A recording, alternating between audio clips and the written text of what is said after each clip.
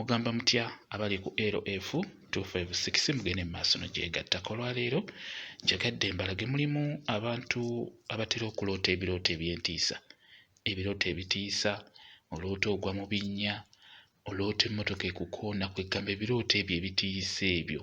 Njagadde mbeere nga nkulaga eddagala erigenda okuyamba okubeera nga bikuvaako. Togenda kuddamu biroota. Nkusaba ofune galiki, funa galiki nga bw'omulaba.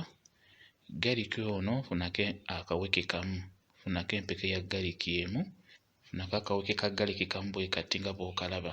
Galiki ono mulungi nnyo, agenda kuyamba okugoba ebirooto eby'entiisa, ebirooto ebitiisa. Bw'omala genda ku buliri ofune piro eno gye bayita piro nga bw'ogiraba. Funa piro.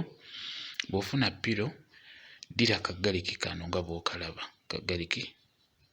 ddira kagaliki kano nga bw'okalaba, kateeke wansi wa piro bw'oti, kateeke wansi wa piro bw'otyo nga bw'olaba, n'oluvannyuma bikkako piro.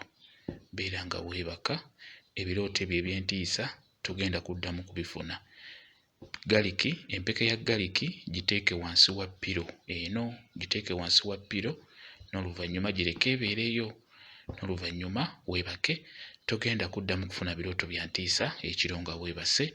Galiki mulungi nnyo mu kugoba ebirootolooto ebyo ebibi, ebyo eby'entiisa ebyo ebitategeerekeka. Galiki ajja kuba abigobako bulungi nnyo. Just muteeke wansi wa piro gy'olina omuteeka, omulekeyo obeere nga weebaka